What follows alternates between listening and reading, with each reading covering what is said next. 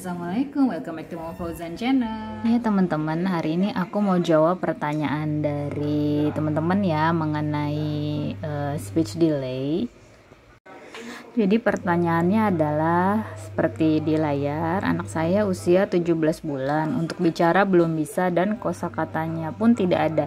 Disuruh pun belum mengerti perintah, minim kontak mata, dipanggil juga tidak menengok. Setelah pemeriksaan ke dokter tumbuh kembang, anak diagnosanya gangguan bahasa ekspresif dan harus terapi okupasi. Sudah 5 kali terapi, tapi setiap terapi baru lihat ruangannya saja langsung nangis. Jadi selalu full 1 jam menangis di dalam dengan terapisnya. Boleh saya minta masukan harus bagaimana ya, Mam? Oke. Kita harus sudah tahu dulu kalau umur 17 bulanan gitu ya, misalnya kita buletin jadi 18 bulan, harusnya udah bisa apa sih? Jadi di aspek sosial dia seharusnya sudah bisa bermain peran sederhana, senang memberi mainan, berani mengeksplorasi diri sendiri. Terus kemudian bisa berkata-kata sederhana, berkata tidak sambil menggelengkan kepala dan menunjuk sesuatu yang diinginkan ya. Jadi terus caranya gimana nih? Kita bisa mengajak dia bermain peran seperti masak-masakan, dokter-dokteran, berempati pada teman ya, sering main ya.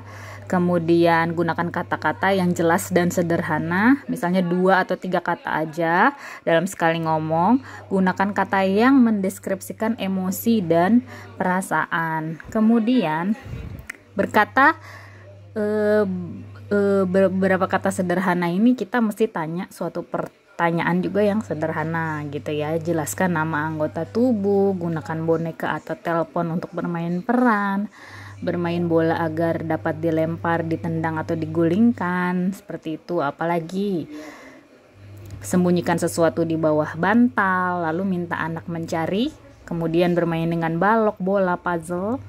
Gunakan mainan mendorong dan menarik seperti keranjang, kardus, dan mobil-mobilan. Kemudian latihan makan sendiri, kemudian menepuk dan meniup bubble. Terus gimana nih, Mam? Anaknya belum bisa. Jadi aku punya kartu kegiatan apa saja yang bisa kalian lakukan di rumah kalau misalnya anaknya masih nangis-nangis di tempat terapi ya, guys. Jadi kita mulai dari saat bangun tidur ya. Tujuannya apa sih? Tujuannya ini supaya dia bisa berkata beberapa kata sederhana, berkata tidak sambil menggelengkan kepala, dan minta dengan menunjuk. Wah, apa nih stimulasinya?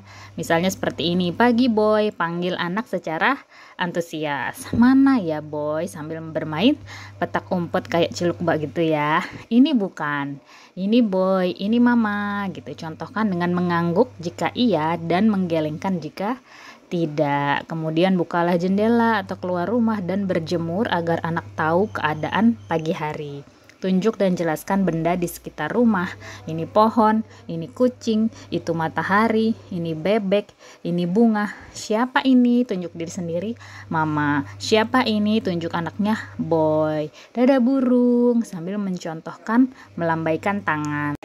Lanjut lagi ya, Mam. Sekarang kegiatan mandi ngapain aja nih anaknya gitu ya. Masih sama, tujuannya adalah berkata beberapa kata sederhana, kemudian berkata tidak sambil menggelengkan kepala dan minta dengan menunjuk. Ini targetnya ya.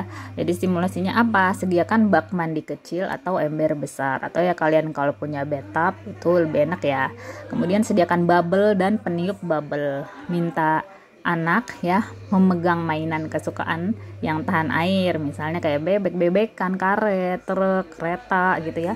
Ayo kita mandi boy, ajak mengangguk dan tunjuk ke arah kamar mandi. Terus di dalam kamar mandi ya kita tunjuk anggota tubuh ya, kayak mana kaki boy, mana kaki mama, mana rambut, sambil ditunjukkan dan dipegang bila ia tidak mengerti. Kemudian tiup bubble dan ajak tepuk atau tunjuk bubble.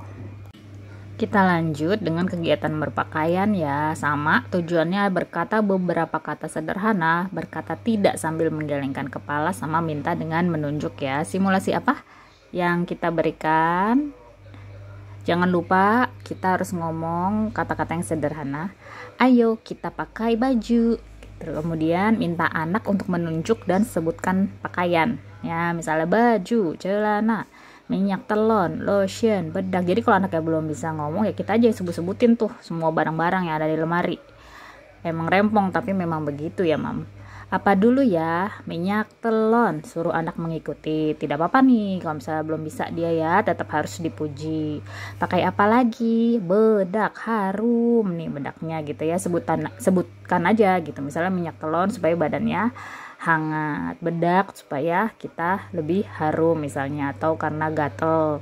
Pijat anak ya. Jadi pas pakai minyak telon juga kan kita sambil pijat. Nah misalnya pijat dada kita sebutin pijat dada, pijat tangan kita sebutin pijat tangan gitu ya, sambil natap matanya. Jadi ada anak yang nggak kontak mata ya karena gitu ya, karena dia males ngapain kontak mata gitu, karena nggak diajak ngomong gitu misalnya, atau karena nggak dapet sensasi apa-apa ketika diajak ngomong. Kalau dipijat nih harusnya kan dia enak ya, jadi dia bisa natap mata kita gitu ya. Ajak bercanda juga sambil menunjuk anggota tubuh. Boy mau pakai baju yang mana, dia yang nunjuk, dia yang pilih gitu ya. Jadi kita biasain dari kecil juga dia, biar anaknya lah yang milih gitu, jangan kita ambilin nanti dia males ngomong sama males nunjuk gitu tujuannya. Nah untuk kegiatan-kegiatan yang selanjutnya aku masih banyak nih, kayak makan, bermain juga ada banyak ya, ada main air, ada main pasir, atau bacain buku, atau mengenalkan foto keluarga. Kalian tinggal DM aja ke Instagram aku ya, atau email ke aku tulis di description box gitu ya. Semoga menjawab dan semoga bisa membantu pertanyaan yang tadi. Nah oke, thank you, semoga bermanfaat. Sampai ketemu di video aku berikutnya. Dadah.